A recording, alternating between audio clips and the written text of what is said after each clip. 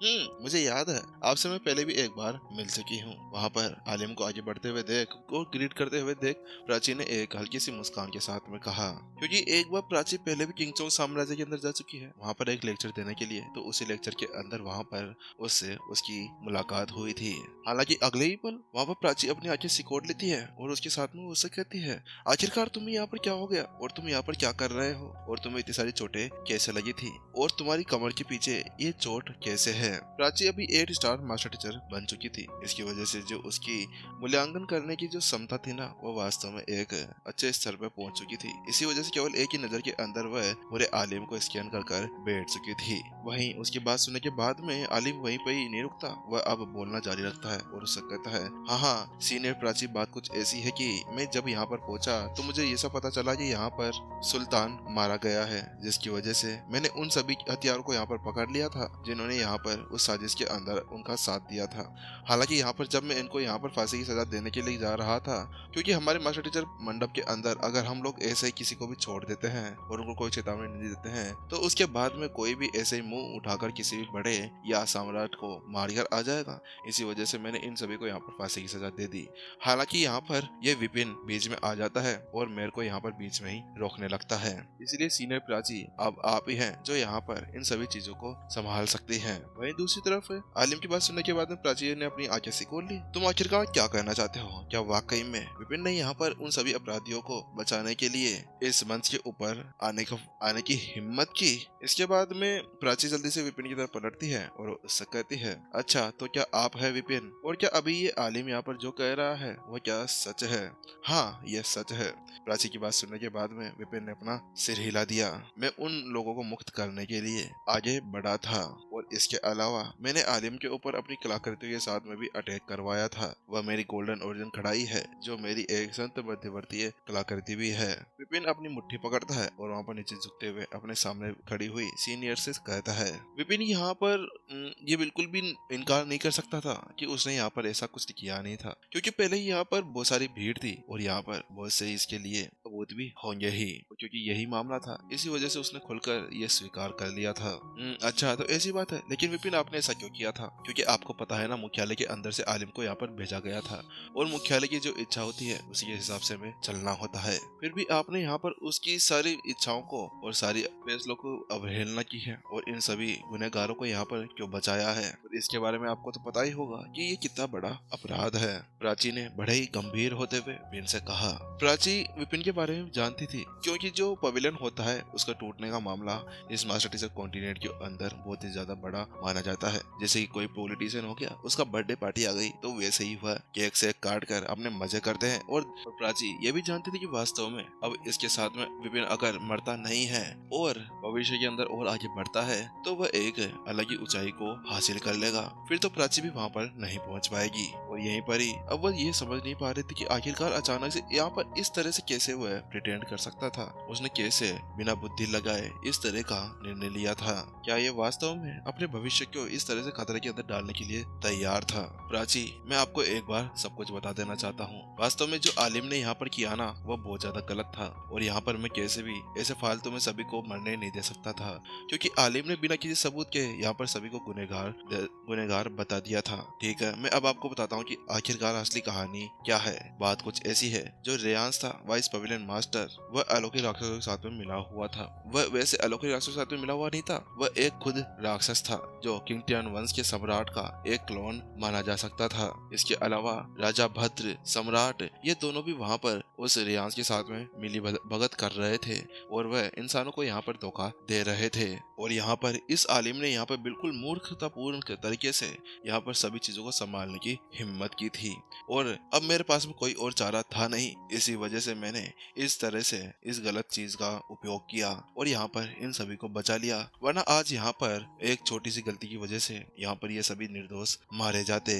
विपिन ने जल्दी से किंगटियन वंश के सम्राट और उसकी संबंधित सारी चीजों को वहाँ पर जल्दी से प्राची को समझा दिया था। बस वहाँ पर उसने भयानक से रिलेटेड जो भी चीजें थी ना, उसको पूरी तरह से नजरअंदाज कर दिया था, क्योंकि उसके बारे में तो भूल कर भी किसी को नहीं बता सकता था। ये वहीं दूसरी तरफ विपिन की कहानी सुनने के बाद में प्राची पूरी तरह से अब गंभीर हो गई थी वो अपनी दुनिया से निकलकर अब विपिन की कहानी के अंदर ही खो सी गई थी। उसने विपिन की तरफ गंभीरता से देखा और उससे कहा, वास्तव में ये तो एक बहुत ही बड़ी बात है। हालांकि क्या आपके पास में कोई सबूत है जिसके साथ में आप ये साबित कर सके कि वास्तव में ऐसा कुछ हुआ था? क्योंकि ये मास्टर टीचर पवेलियन के अंदर बताए जाने वाली कहानी है। अगर हमने इसके बारे में मास्टर टीचर पवेलियन के अंदर बता दिया तो फिर वह आपको आसानी से माफ कर देंगे। सीनियर प्राची, बात कुछ ऐसी है कि पहले ही आदर्श और अन्य लोग इसकी खबर पहले ही मुख्यालय के अंदर दे चुके हैं और इसके अलावा उन्होंने शायद अब तक तो मुख्यालय के अंदर सम्राट की बॉडी को भी भेज दिया होगा। और अगर वास्तव में सीनियर प्राची आपको मेरी बातों के ऊपर कोई भी विश्वास नहीं है तो आप जल्दी से मुख्यालय के अंदर इसके बारे में बात कर सकते हैं। वह आपको पूरी चीजें बता देंगे और उनके पास में पूरे सबूत पड़े हुए हैं। विपिन ने प्राची से कहा, हाँ ये सच था कि वास्तव में किंगटेन सम्राट और रियांश पहले से मर चुका था। हालांकि विपिन ने पहले से उनके सारे शरीर को अपने पास में रखा हुआ था। और कुछ भी हो, मास्टर टीचर पवेलियन के पास में ये सब कुछ तो होना ही चाहिए कि किसी तरह से वह रियांश का वास्तव में पता लगा ले कि वह किंगटेन सम्राट के साथ में मिला हुआ था। विपिन की बातें सुनने के बाद में प्राची ने अपना सिर हिला दिया। मैं इसके बारे में जरूर पता लगाऊंगी। हालांकि विपिन, तुमने वास्तव में यहाँ पर बहुत ही बड़ा गुनाह किया है, क्योंकि तुम्हें पता है ना, सुल्तान यहाँ का एक सम्राट था। भले ही उसने वहाँ पर कोई गलत काम किया था, हालांकि तुम्हारे सभी आदमियों को उसे यहाँ पर नहीं मारना चाहिए था। और आपको ये भी पता होगी कि इस मामले से निपटने के लिए बहुत सारी औपचारिक प्रक्रियाएं होती है। और अगर आप इसकी एक बार मुख्यालय के अंदर खबर फैला देते तो उसके बाद में मुख्यालय के अंदर से सुल्तान के ऊपर बहुत से मुकदमे चलते और उसके साथ में उसको वहाँ पर सजा दी जा सकती थी। मास्टर्स के साथ में आपके उस बटलर ने यहाँ पर जाकर शाही महल के अंदर आक्रमण किया था, जहर का उपयोग किया था, वहाँ पर सभी सैनिकों के ऊपर जहर का उपयोग कर उनको सुला दिया था। और ये वास्तव में अस्वीकार्य कार्य था। और क्योंकि यहाँ पर सुल्तान एक गद्दार था, उसी को देखते हुए मैं समझ सकती हूँ कि वास्तव में आपके आदमियों को वहाँ पर वह सजा देना बहुत ही ज्यादा अनिच्छुक था। हालांकि आपको आज ये चीजों के ऊपर भी ध्यान देना चाहिए कि अगर वहाँ पर उसने ऐसा कुछ नहीं किया होता तो उसके बाद में यहाँ पर अराजकता फैल जाती और सभी के अंदर दहशत फैल जाती, तो उसके बाद में लोग हमारी बात नहीं सुनते और वह अशांति यहाँ पर चारों तरफ बिखेर देते। इसका साथ देखते हुए राक्षस भी हमारे ऊपर अटैक कर सकते थे। इसीलिए आलिम के पास में भी कोई और चारा नहीं था। इसी वजह से शायद उन्होंने यहाँ पर बेहतर के लिए ही इस विकल्प को चुना था। और इसके अलावा आपने यहाँ पर सीधे फांसी के मंच के ऊपर आकर इन सभी को बचाया है, इसका एक दुस्साहस किया है। और आपको पता है ना, इससे मानव जाति के अंदर भी ऐसा ही क्रम फैलेगा। जब वो देखेंगे कि मास्टर टीचर्स कुछ ऐसा कर रहे हैं तो वह कुछ ऐसा क्यों नहीं कर सकते थे। अब आप ही बताइए, इसके अंदर गलत है या सही है? यह उसी तरह से है जैसे विपिन की पहले वाली दुनिया के अंदर था। जब कोई गुनहगार गुनाह किया करता था तो उसको सजा कोई पब्लिक नहीं दिया करती थी, उसकी सजा कानून द्वारा तय की जाती थी। वहाँ पर उसके ऊपर सुनवाई की जाती थी कि वो वहाँ पर दोषी है या नहीं। और सुल्तान के साथ में भी यहाँ पर ऐसा ही कुछ कहा जाना था। वहीं दूसरी तरफ ये देखते हुए कैसे प्राची अभी उसी की तरफ से बोल रही थी, वहीं आलिम ने भी अपनी माचिस लगाने का काम किया और उसने कहा, सीनियर प्राची, वास्तव में ये विपिन अब बहुत ही ज्यादा घमंडी हो चुका है। इसका जो पवेलियन गिराने का हादसा है ना, ये इसके सर के ऊपर चढ़ चुका है। ये यहाँ पर ऐसे ही करता रहेगा और आसपास के सभी मास्टर टीचर्स को अपने काबू के अंदर कर ऐसे ही तबाही मचाता रहेगा। वहीं जहाँ पर आलिम इस तरह से बोल रहा था, चुप रहो तुम अपना मुंह ज्यादा खोल रहे हो, विपिन ने उससे कहा। और उसकी बात सुनते ही आलिम फट से चुप हो जाता है। आखिरकार तुम्हारे अंदर इतनी ज्यादा हिम्मत कैसे हो गई? क्या सीनियर प्राची ने तुम्हें यहाँ पर बोलने की आज्ञा दी थी? तुम्हें पता नहीं है क्या सीनियर्स के बीच में बोला नहीं करते? अब तुम बताओ कि आखिरकार तुम्हारी औपचारिकताएं कहाँ गई है? इतनी देर बड़े औपचारिकताएं कर रहे थे, अब यहाँ पर देखो तुम खुद यहाँ पर सीनियर प्राची के बीच में बोलने की हिम्मत कर रहे हो। वहीं दूसरी तरफ विपिन की उस तरह की फटकार को सुनने के बाद में आलिम का चेहरा शर्म से लाल पीला हो जाता है। वास्तव में वो समझ चुका था कि यहाँ पर जब सीनियर प्राची इस तरह से बोल रही थी और वो यहाँ की जज थी, तो उसके बाद में वहाँ पर उसकी हिम्मत नहीं होनी चाहिए थी कि वो एक वर्ड भी बीच में बोले। सीनियर प्राची, अब मैं आपको एक बात बताना चाहता हूँ। बात कुछ ऐसी है कि अभी यहाँ पर आलिम ने ऐसा कहा ना कि मेरा बटलर यहाँ पर जहर मास्टर्स के साथ में मिलकर महल के ऊपर हमला करने जा रहा था। तो मैं आपको साफ साफ बता देता हूँ कि एल्डर मनीष और उनके साथी, जिनको जहर मास्टर्स कहा जाता है ना, वो वास्तव में अब जहर मास्टर्स नहीं रहे हैं।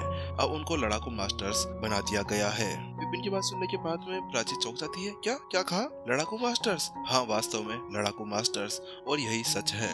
और इसको पहले से मुख्यालय के अंदर से भी बताया गया है कि वास्तव में जहर मास्टर्स ने यहाँ पर कुछ भी नहीं किया है और उन्हें अब कॉम्बैक्ट मास्टर्स के अंदर शामिल किया जाता है। और यही सच्चाई है कि जहर मास्टर्स ने यहाँ पर अपनी ताकत का गलत यूज कहीं पे भी नहीं किया था। और अगर वास्तव में आपको मेरे ऊपर कोई विश्वास नहीं है तो आप इस पूरे मामले की जांच कर सकते हैं। विपिन ने अपना सिर हिलाया और पीठ के पीछे हाथ रखते हुए सीनियर प्राची से कहा, ओह अच्छा तो ऐसा है। वहीं अब प्राची आलिम की तरफ देखती है और उससे पूछती है, आलिम तुम बताओ क्या वास्तव में तुम्हें इस मामले के बारे में पता था। वहीं प्राची के वो शब्द सुनने के बाद में आलिम चुप हो जाता है और वह हिचकिचाते हुए कहता है, हाँ मुझे पता है कि कॉम्बैक्ट मास्टर हॉल के अंदर जहर मास्टर्स को शामिल कर लिया गया है। हालांकि वहाँ पर आलिम वही नहीं रुकता और वो उससे कहता है, लेकिन यहाँ पर आप ये भी तो देखिए कि एक तेंदुआ कभी भी अपने धब्बे नहीं बदलता है।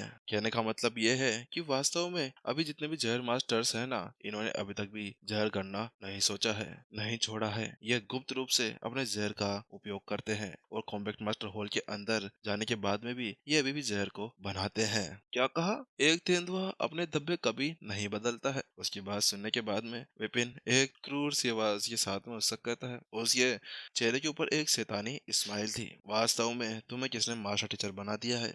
मैंने इसके बारे में कभी भी नहीं सोचा था कि वास्तव में एक दिन मैं ऐसे शब्द भी सुनूंगा, वो भी एक मास्टर टीचर के मुंह से। उसके बाद में वो उससे कहता है, आलिम तुम बचपन के अंदर दूध पिया करते थे ना, और अभी तुम्हारी इन सभी बातों को सोचने के बाद में और जो तुमने यहाँ पर तर्क दिया है उसके ऊपर नजर करते हुए मुझे ऐसा लगता है कि तू अभी तक भी यहाँ पर दूध पीता है।